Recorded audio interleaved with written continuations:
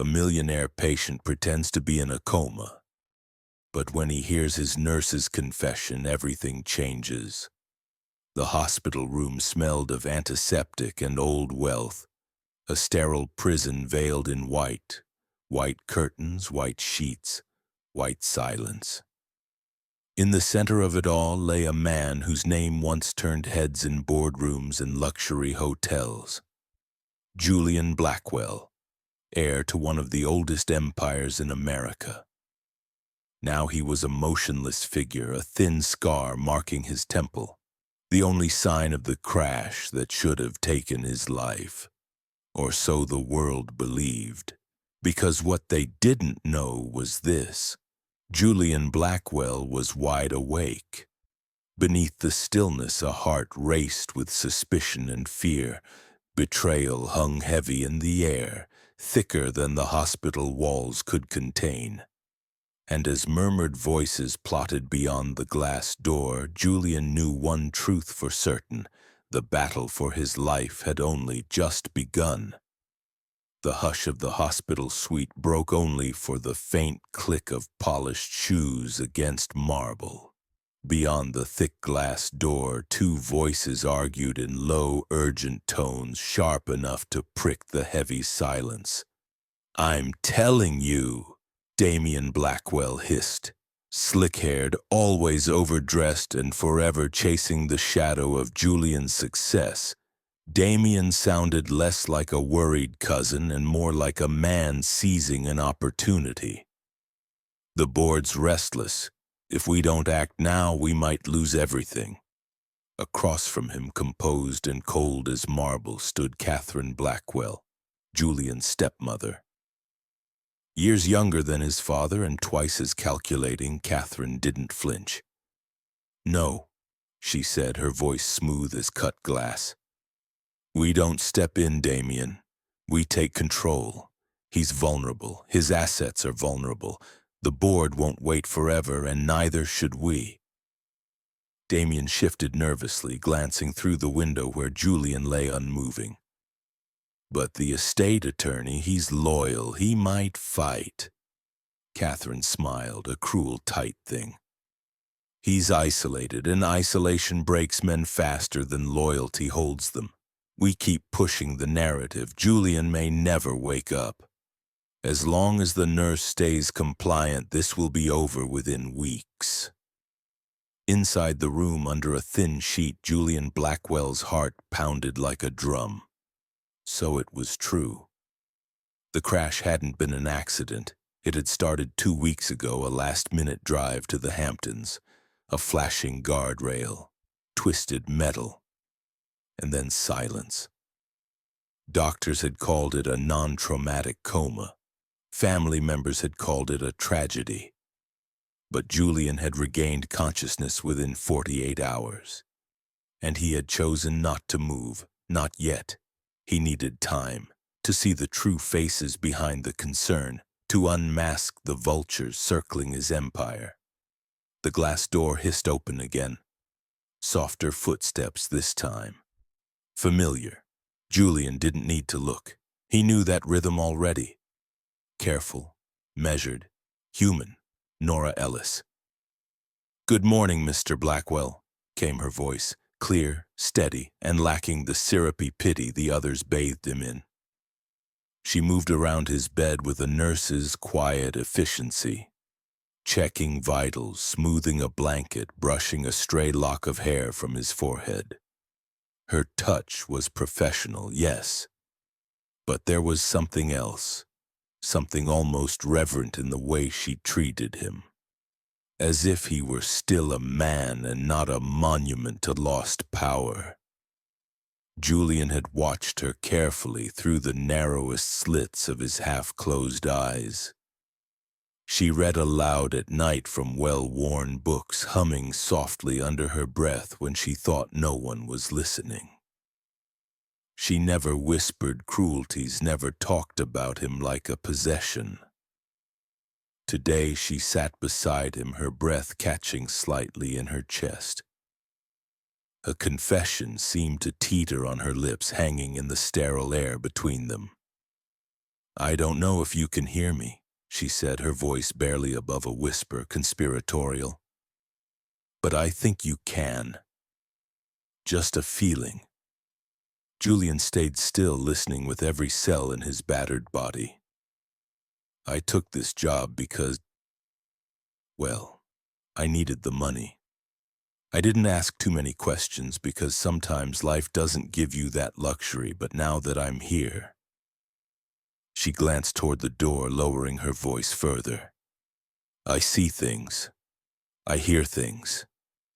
And they don't sit right. Julian's pulse quickened. Your cousin, she said. He was here yesterday when you were asleep. He called someone, said you weren't waking up anytime soon. She swallowed hard. It scared me. She shifted closer, as if shielding him from the unseen dangers pressing against the glass door. I don't know what kind of family you have, Mr. Blackwell, but I think they want you gone. Julian's fingers twitched, an involuntary movement, but Nora, too lost in her own racing thoughts, didn't notice. I should stay out of it, she whispered, half to herself. Just take my paycheck and keep quiet, but... Her voice broke a little, full of raw, aching honesty. I can't. I've lost too much already. I became a nurse to help people. And whether you're listening or not, I won't be part of something that lets a man fade away just because he's inconvenient. She stood slowly, adjusting his IV with one last, almost tender touch. Then she placed a book, a battered, beloved copy, on the table beside him. Tonight I'm going to read to you, she promised softly. Something real. Something human. With a final glance that lingered longer than it should have, Nora walked out, the door hissing shut behind her. And in the silence that followed, Julian Blackwell blinked once. Slow, deliberate, unseen. The game was on. He would wait. But not for long. The nights were the hardest, when the cleaning crews had gone home, when the nurses' chatter faded into distant echoes down the empty halls. Silence ruled the hospital like a heavy fog. Nora Ellis made her way into Julian's room each evening, a soft light spilling from the bedside lamp she always insisted on turning down low. She would settle into the chair next to him, a thermos of chamomile tea cradled between her palms, and the well-worn book at her side. 2 weeks. It had been 2 weeks since Nora had taken the assignment. 2 weeks of sitting beside a man she'd once only seen splashed across glossy magazine covers. Back then, Julian Blackwell had been untouchable. Tailored suits, cold eyes, power stitched into every line of his name.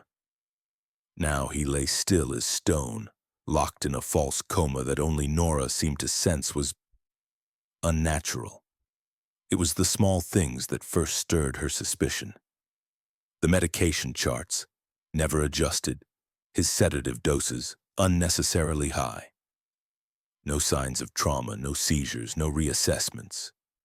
And the nutrition logs, neglected. The speech therapist who was supposed to come weekly hadn't shown up once. There was no urgency, no concern, only polite nods and cold, scripted protocol. Nora had worked in enough facilities to recognize passive negligence. But this felt different. This felt deliberate. That evening, Nora slid her own battered copy of The Little Prince from her bag, running her fingers over the worn cover before opening it with a sigh. You probably hate this book, she said aloud, casting a sideways glance at Julian's unmoving figure. I mean, you're a businessman. Hotels, contracts, numbers. Nothing childlike about that. She smiled sadly and flipped a page. But I always loved it. It's about someone getting lost and finding meaning in the simplest things. She reached out to check his pulse, steady, strong beneath her fingers. Her thumb brushed his wrist a little longer than necessary. "You know," she said, her voice dipping low, almost afraid of the words, "I asked Dr. Langston yesterday about your sedative dosage." She stared at the IV bag hanging ominously beside the bed. "He brushed me off, said it was at your family's request, no adjustment, no weaning schedule, no plan." Frustration cracked through her calm, her voice sharpening like a blade dragged across glass. "I became a nurse to help people get better, not to help keep them stuck." She crossed the room, pressing her palm flat against the window. Outside, the city flickered like a living, breathing thing, uncaring of the battles being waged in quiet hospital rooms. "I don't know who you really are, Julian," she said to the night, "but I'm starting to believe you're more awake than anyone wants to admit." Her fingers curled into a fist against the glass. "I'm changing your protocol," she whispered, spinning back toward him. "Not everything, just enough to matter. I know how to do it without raising alarms. And if anyone asks, I'll take the blame." Nora moved back to his bedside, her hands steady despite the fire in her chest. She reached for her hidden notebook, the one she kept locked away, and began recording, truthfully, every medication change, every tiny flicker she witnessed, every anomaly the official charts conveniently ignored.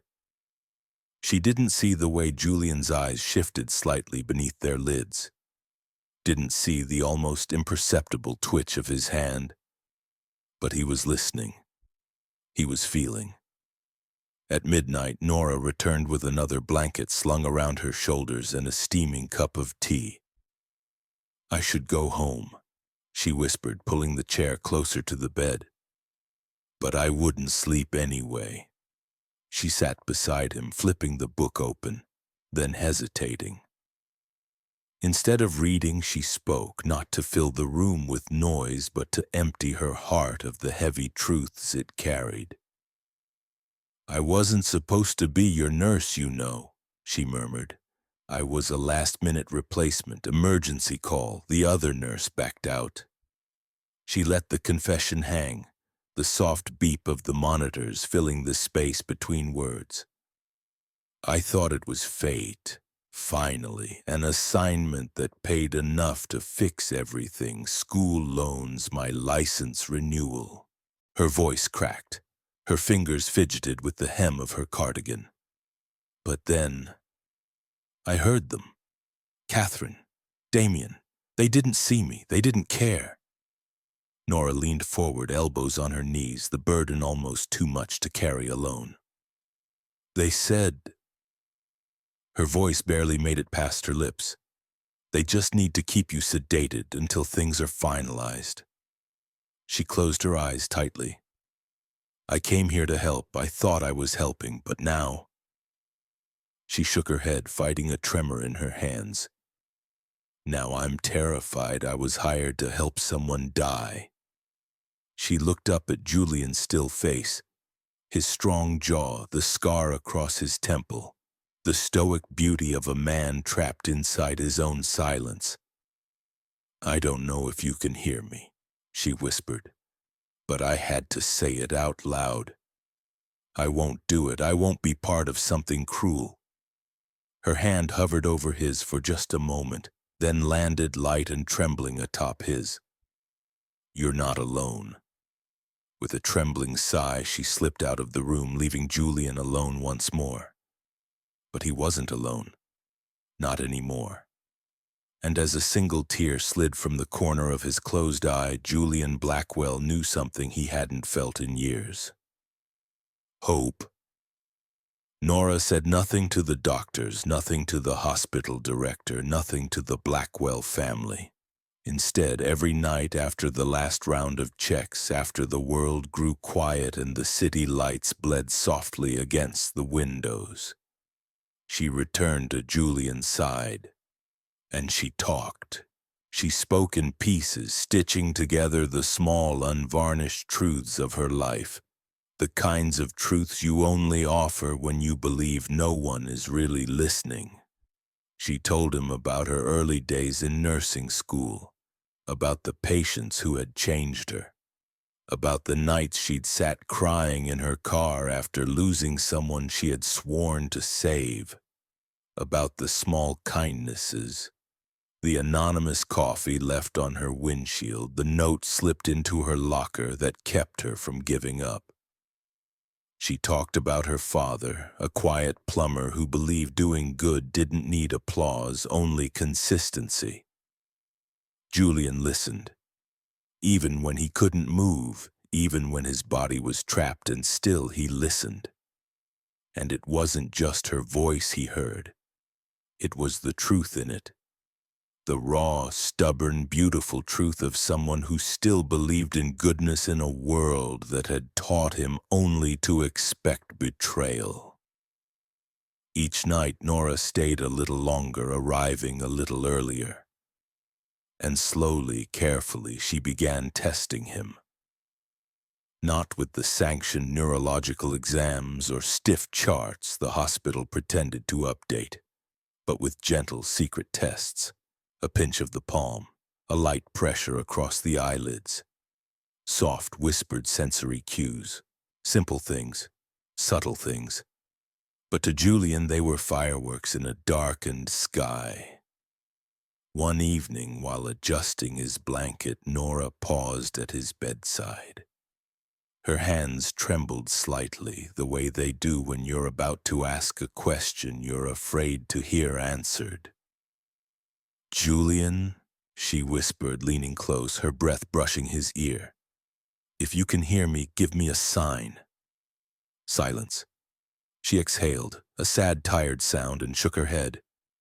"Maybe I'm just imagining things," she murmured, "wanting to believe in something that's not there."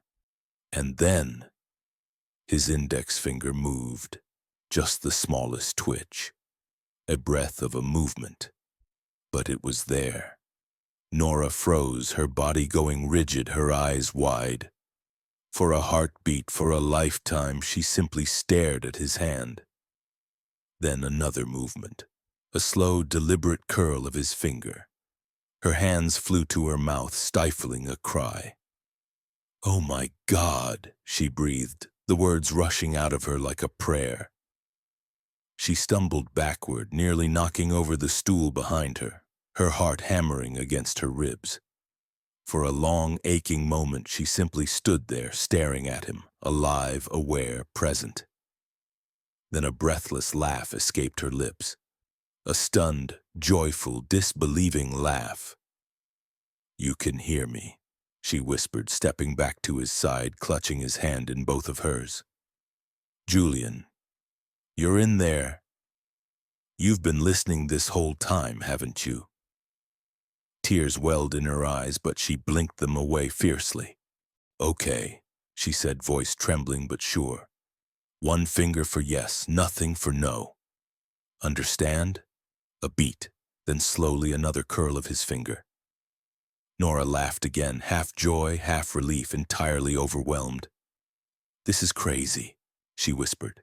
"No one's going to believe it, but I do." From that night forward, everything changed between them. Their quiet world became a secret language, a fragile, desperate Morse code of blinks, twitches, faint breath changes. She brought flashcards. She created a basic alphabet board. It was slow, achingly slow, but Julian tried. Every twitch of his finger, every deliberate breath was a rebellion against the darkness that had tried to swallow him whole. And Nora never rushed him. She smiled with every small victory. She treated his smallest efforts like miracles. In their growing bond, something precious was blooming, something neither of them dared to name yet. It was more than nurse and patient. It was trust. It was hope. It was survival. One night, as she smoothed the edge of his sleeve, Nora spoke softly, her voice brushing the room like a prayer. You never wanted this life, did you? She asked, more statement than question. Julian's finger curled once. Yes.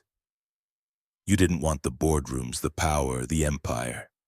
Another slow, aching yes.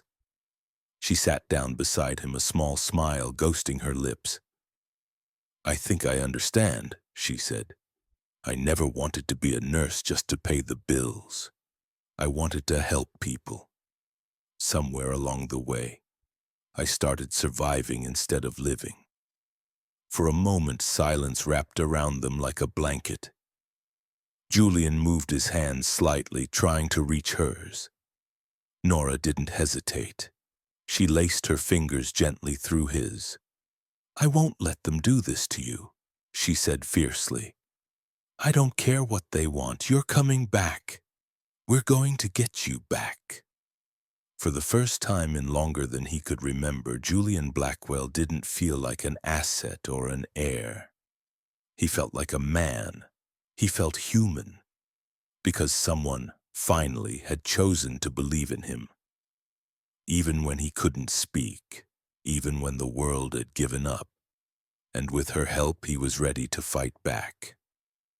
In the days that followed, a quiet urgency pulsed beneath everything Nora and Julian shared. By day, she played the perfect nurse, efficient, polite, unassuming. She logged routine vitals with steady hands, adjusted his IV lines with mechanical precision, nodded politely whenever Catherine's clipped voice or Damien's smirking concern floated through the room. But by night, they became something else.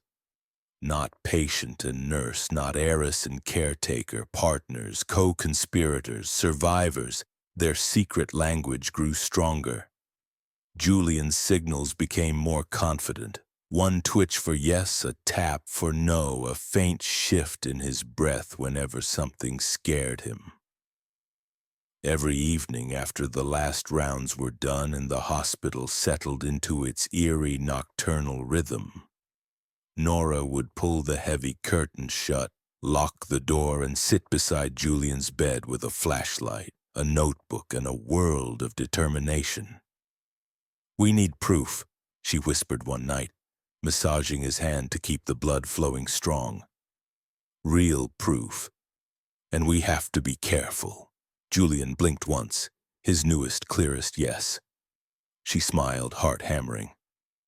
I thought you'd say that.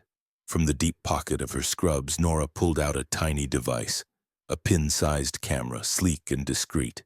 She held it up between two fingers, a flicker of rebellion dancing in her eyes. A friend of mine works in tech support, she explained. This isn't hospital issue, it's... Let's just say it saved a few whistleblowers before. She turned the tiny lens toward the light. I'm going to hide it in the medication cabinet, she said. That's where Catherine and Damien always whisper their little plans. I've seen them, thinking no one's watching.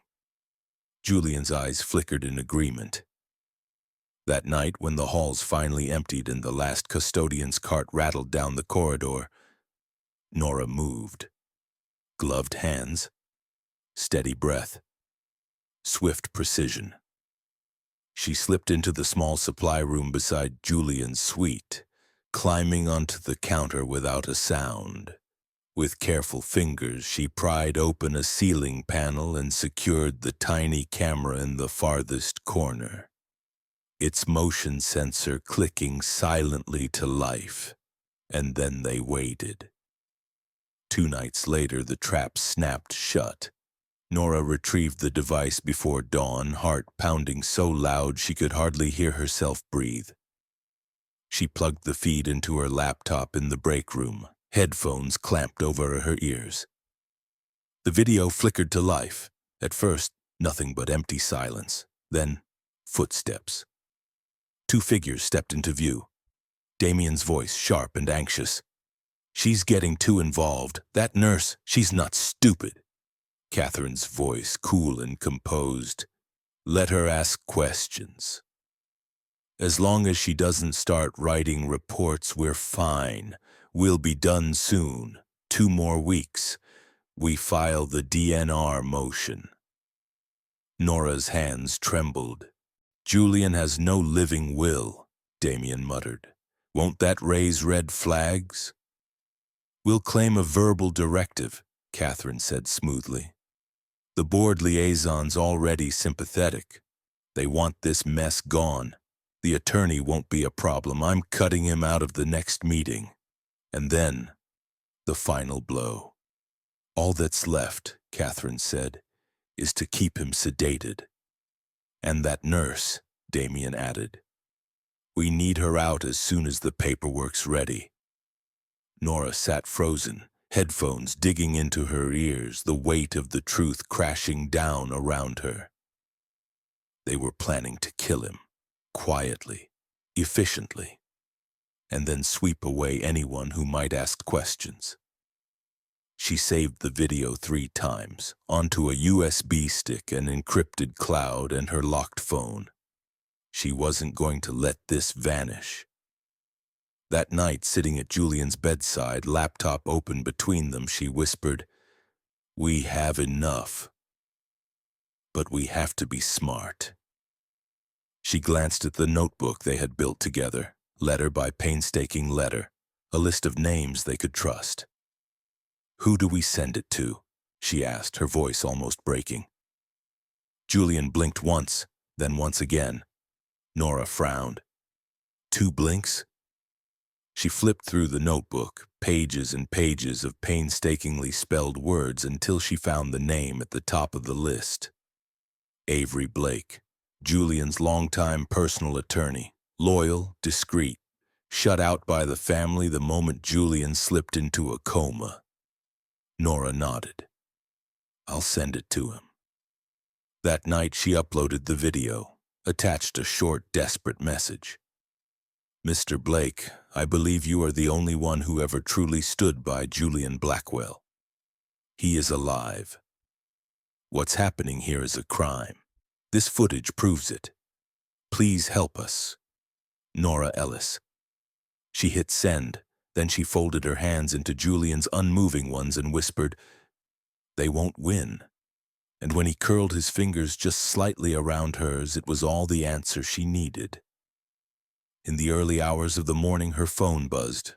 One new message. Subject: G. Blackwell. Received.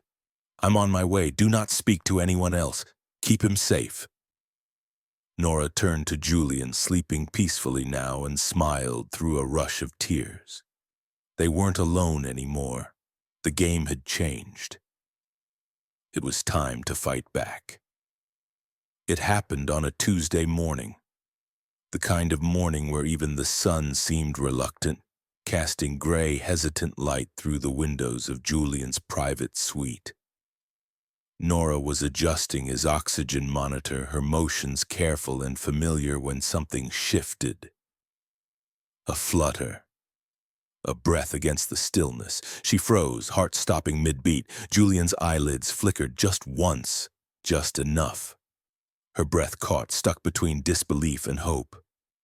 "Julian?" she whispered, barely daring to speak his name aloud.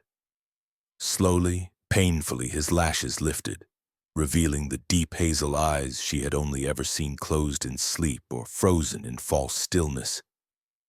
He was awake, truly awake. Their eyes met, and for a moment the world narrowed to just the 2 of them. The beeping machines, the white sterile walls, the conspiracies and betrayals beyond these doors.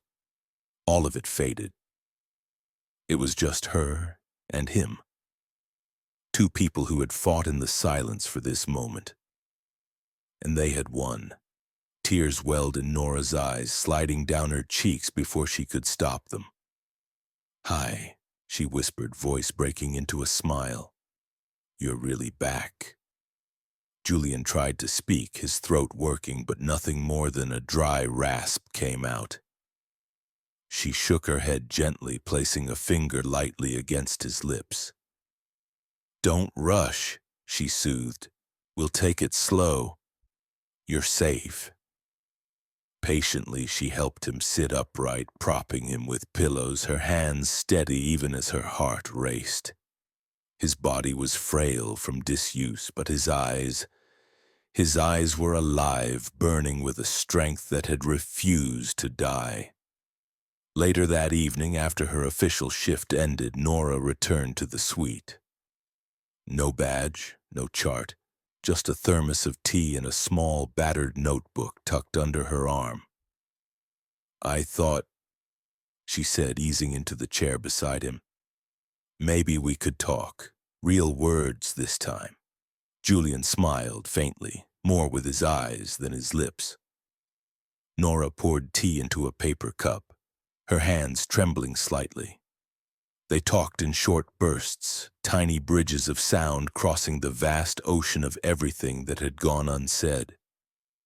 Julian's voice was rough, broken, but growing stronger with every word. Mostly he listened. Listened the way a man listens after nearly losing everything. Nora told him about the video, about the email to Avery Blake, about the message that had arrived in the dead of night, promising rescue, promising justice. "You'll have control of your estate again," she said quietly. "And your life. Justice is coming. You just have to hold on a little longer." Julian didn't answer immediately. Then with a rasping breath he whispered, his voice like sandpaper but filled with something unbreakable. "You held on. For me." Nora's eyes dropped to her lap, embarrassed, overwhelmed. She couldn't look at him, couldn't bear the way he saw her so clearly. "I didn't know what I was doing at first," she confessed, voice cracking under the weight of it all. "I just knew. I couldn't be part of something cruel." She swallowed hard, staring at her trembling hands. "But the more I sat here," she continued, "the more I read to you, the more I talked. I started to care." She blinked back tears, shaking her head. "I know it's not professional. I know it's the worst possible time. You've been through hell and you don't need someone like me complicating things." Her voice broke completely, the words spilling out like water over a dam. "But I think I'm falling for you." A long, fragile silence filled the room. Then, Julian's hand, still weak, still trembling, reached for hers. His fingers wrapped around hers with astonishing tenderness. "You," he whispered, his voice catching. "You're the only thing that made any of this make sense." Nora sobbed out a broken, breathless laugh, wiping at her eyes with the sleeve of her cardigan. "This is insane," she murmured. "I'm crying over my patient." Julian smiled, a real crooked smile. "I'm not your patient," he said, voice low and certain. "Not anymore." The quiet between them wasn't filled with fear now. It was filled with something fragile and precious, something neither of them dared name aloud. Yet, outside the hospital, the city rumbled and stirred, indifferent. But inside that room, under the soft glow of the bedside lamp, two hearts had found their way back to life, together. The war wasn't over, not yet, but now they weren't fighting it alone. The sun rose sharp and cold over the city the morning Julian Blackwell reclaimed his life. Inside his penthouse hospital suite, Nora helped him dress. Real clothes, not the shapeless hospital gown he had worn like armor. A tailored gray suit, a crisp white shirt, a soft wool coat against the winter chill. Julian moved slowly, his muscles still weak from weeks of feigned stillness, but there was a sharpness in his eyes now, a fire that hadn't burned there in a long time. "You sure about this?" Nora asked, fastening the buttons on his sleeve, her voice low but steady. Julian nodded once. "I won't hide anymore." At exactly 9 a.m., Avery Blake arrived, A quiet storm in a navy suit flanked by two sharp-eyed assistants rolling a briefcase full of sealed documents. "The press conference is set for 10, Avery said, offering Julian a curt nod of respect. "The hospital boardroom is secure. Catherine and Damien will be there." Julian leaned back in his chair, fingers lacing together as he steadied his breath. "Good," he said. "Let's give them a show." The hospital boardroom buzzed with hushed voices and restless energy. Executives in dark suits and polished shoes lined the long oak table. A scattering of reporters promised an exclusive on the tragic downfall of the Blackwell Empire. Hovered by the back wall, pens poised, cameras ready. At the head of the table stood Catherine Blackwell, immaculate in a cream blazer, every hair in place, every expression rehearsed. Damien stood just behind her, his usual smug smirk plastered across his face like a mask. "Thank you all for coming," Catherine began, her voice smooth and dripping with manufactured grief. "As you know, our family has faced unspeakable hardship during Julian's tragic condition. Today we are here to discuss the transfer of temporary executive control." The double doors swung open. Gasps rippled through the room. And there, walking slowly but without hesitation, supported only slightly by a cane, stood Julian Blackwell, alive, awake, and very much in control. The room went silent but for the rapid click of camera shutters. Damien paled to the color of parchment. Catherine's mouth opened slightly, stunned into rare, raw silence. Julian said nothing at first. He simply moved to the center of the room, his cane tapping softly against the marble floor, and laid one hand flat against the polished wood of the table. He met Catherine's gaze directly. "I see you started without me," he said, voice low and steady. "You're awake," she stammered, her composure cracking at the edges. "But this isn't—" Julian lifted his hand, cutting her off mid-bluster. "Save it." He turned slowly to the stunned reporters. "I've been conscious for several weeks," he said clearly, letting the words hang heavy in the air. "Briefly, yes, I was in a coma, but when I woke up, I realized something was wrong. Very wrong." Avery Blake stepped forward, opening the briefcase and pulling out a small tablet.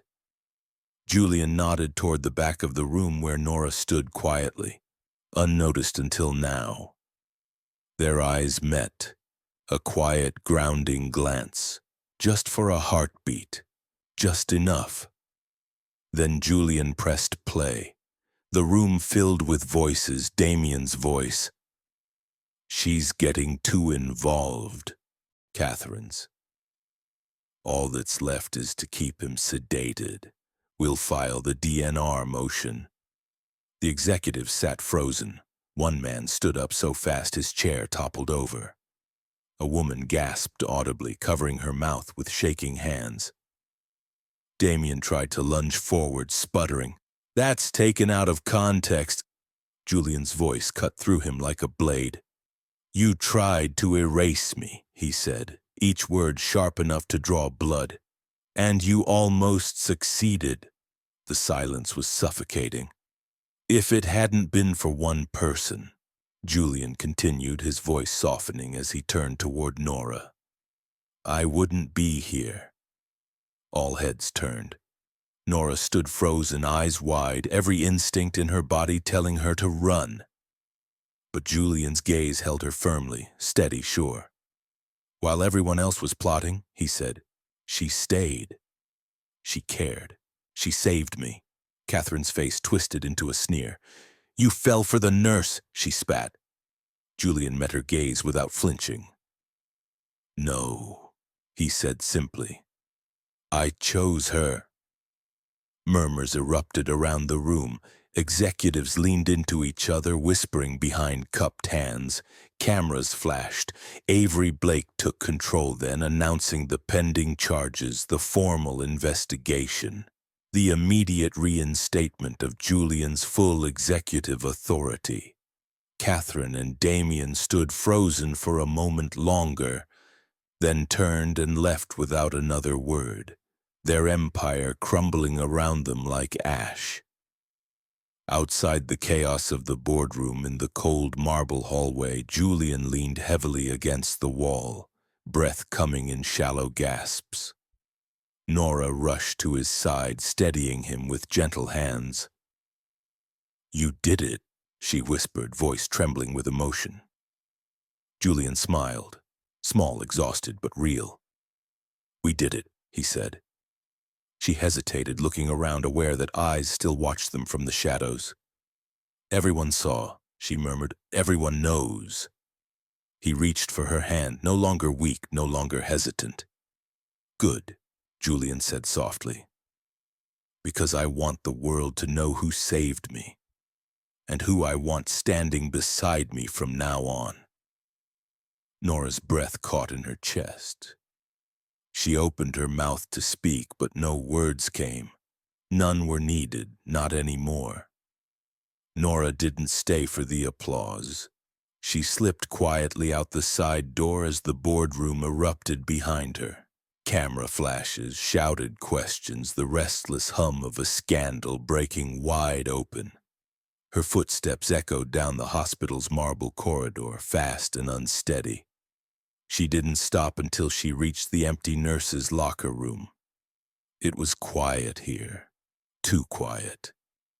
With trembling hands, she packed her things, her battered thermos, the worn copy of The Little Prince, and most importantly, the little leather-bound notebook where she had recorded every whispered observation, every secret confession she'd spoken aloud when she thought no one was listening. This was it. Her time here was over. Not because she wanted it to be, but because the world had seen. The world had already begun spinning its stories, some calling her a savior, others whispering the ugliest things about nurses who got too close to power. She couldn't stay. Not like this. Her hands shook as she snapped the lock shut on her small duffel bag. She was turning toward the door when she heard it, the soft chime of the elevator behind her, footsteps, steady, intentional. "Nora," she turned. Julian Blackwell stood there. No cane this time, just him, steady, sure, wrapped in a winter coat that hung loose on a frame, still recovering, but with eyes that saw her more clearly than anyone ever had. "You shouldn't be walking around alone," she said, voice brittle, trying to keep things light. "I'm not," Julian said quietly. "I came to find you." She looked down at the floor, blinking back the rush of emotion she wasn't ready to let him see. "I was just leaving." "I know." He took a step closer. "That's why I had to come now." From his coat pocket, he pulled something small. Her notebook, the one she thought she had hidden away. "You left this," he said, his voice so gentle it nearly undid her. "You didn't think I'd let it go unread, did you?" Nora's cheeks flushed deep. She opened her mouth, fumbling for words. That wasn't meant for anyone." "I know," he interrupted softly. He flipped it open to a page near the middle, one worn thin from where he had lingered over it again and again. "I read this part 5 times, he said, voice breaking slightly. "The night you said you were falling for me, that you hated it, that you were scared." He closed the notebook with a soft snap. "I don't see you differently," Julian said. Nora shook her head, fighting the sting in her throat. "I didn't mean to—" "But I did," he said, stepping closer still, until there was almost no space between them. "I fell. Silence wrapped around them, not awkward, but tender and fragile as a first snowfall. "I didn't fall for the nurse," Julian said, voice low and certain. "I fell for the woman who sat beside me when I was more ghost than man. The woman who believed I was worth saving even when she thought no one would ever know." Nora's breath caught. The world outside, the chaos, the scandal, the noise, faded to nothing. It was just him, just her, and the truth they had built together, word by word, heartbeat by heartbeat.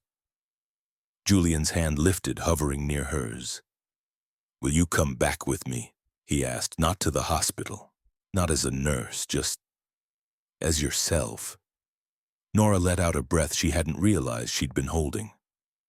"And if I say yes?" she whispered, voice trembling. Julian smiled, a real unguarded smile.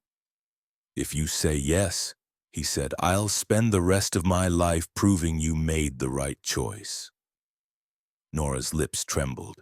She laughed, a soft, breathless, teary laugh. "Okay," she whispered. And before she could lose her courage, before the fear could claw its way back into her chest, she stepped into his arms, into the still beating truth of everything they had fought for.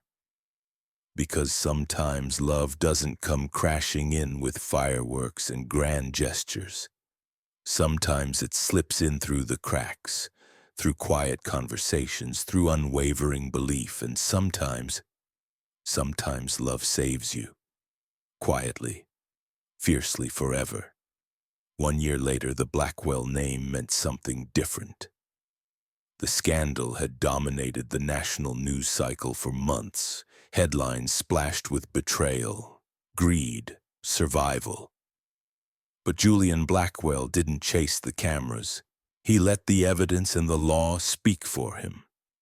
The forged documents, the recorded conversations, the trail of silent, damning proof Nora had helped uncover.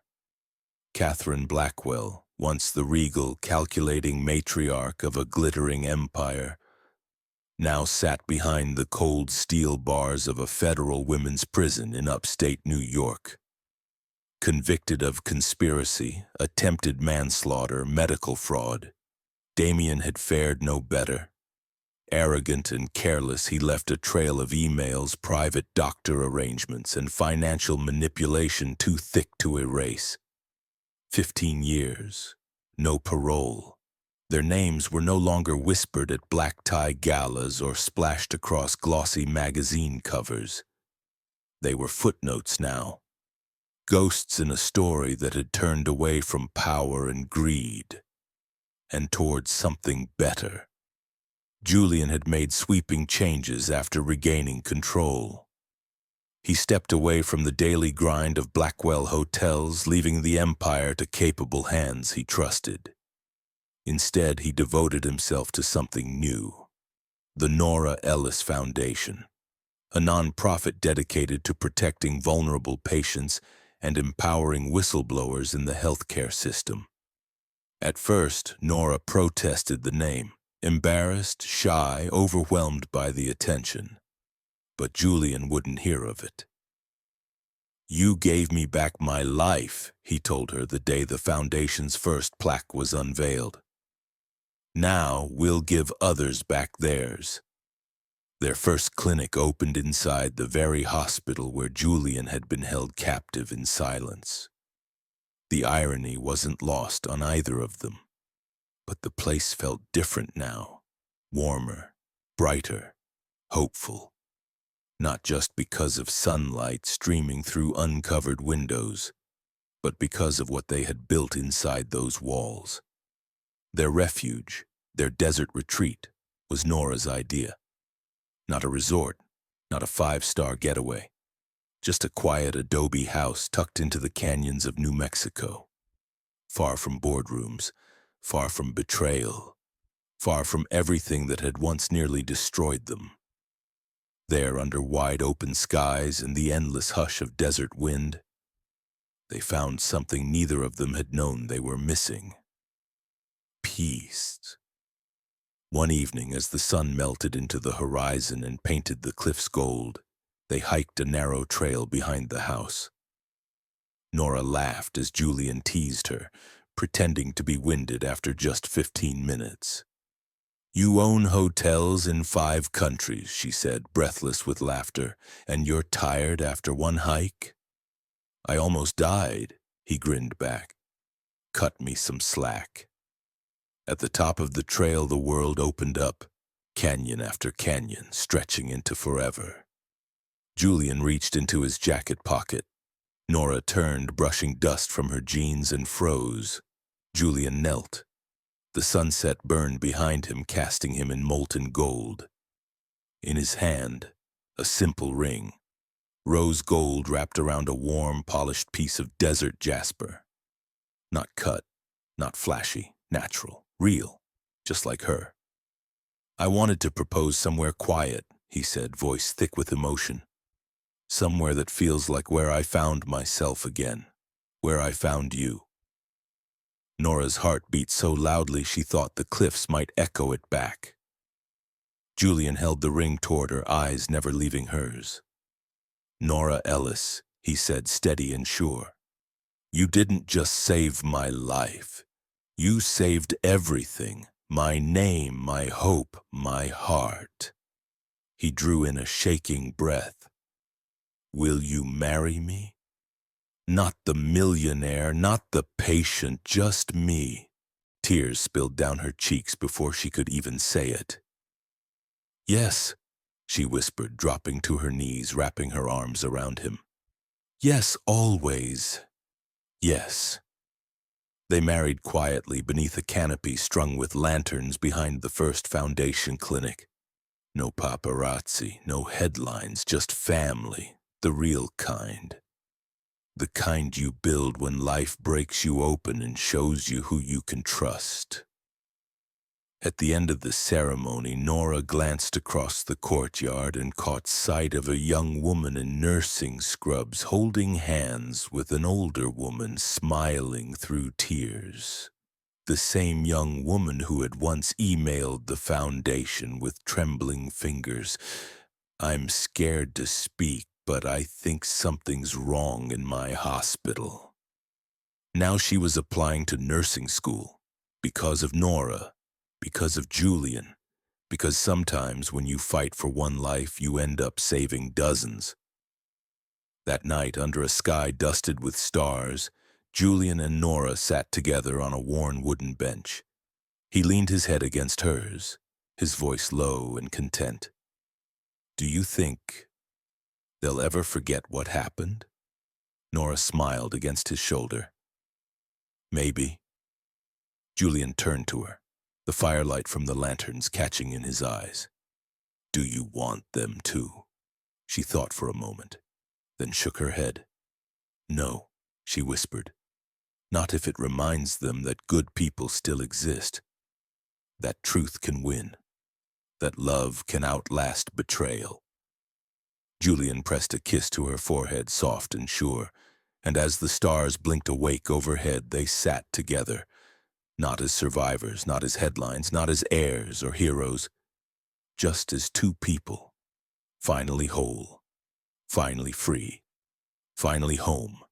Because sometimes healing begins in silence, sometimes love begins in trust, and sometimes the bravest thing you can do is believe in someone when the whole world has already walked away. Julian and Nora's story reminds us no amount of power, wealth, or betrayal can outshine the quiet strength of compassion. That truth, no matter how deeply buried, can rise again, carried by those brave enough to care. Sometimes the loudest battles are fought in silence, not with grand speeches or roaring crowds, but in quiet hospital rooms behind closed doors in the spaces between hope and despair. Julian Blackwell's story reminds us that true strength isn't measured by how loudly we speak, but by how deeply we endure, and by who stands beside us when the world looks away. In a time when betrayal seemed inevitable, it was compassion that carved a different ending. a nurse who refused to stay silent, a man who chose trust over fear. And together they proved that love, once found, is a force strong enough to bring the truth back into the light. In your own life, you may face moments where the easy road is silence. But remember, your courage, your kindness, your choice to care even when no one is watching. These things matter more than you know. Thank you for joining us for this journey today. If this story touched your heart, reminded you of the power of forgiveness, or gave you hope that goodness still prevails, please take a moment to like this video, leave a comment sharing your thoughts, and subscribe to channel for more heartfelt journeys that remind us all what it truly means to be human. Until next time, keep believing, keep caring, and remember, sometimes the quietest acts of love echo the loudest across a lifetime.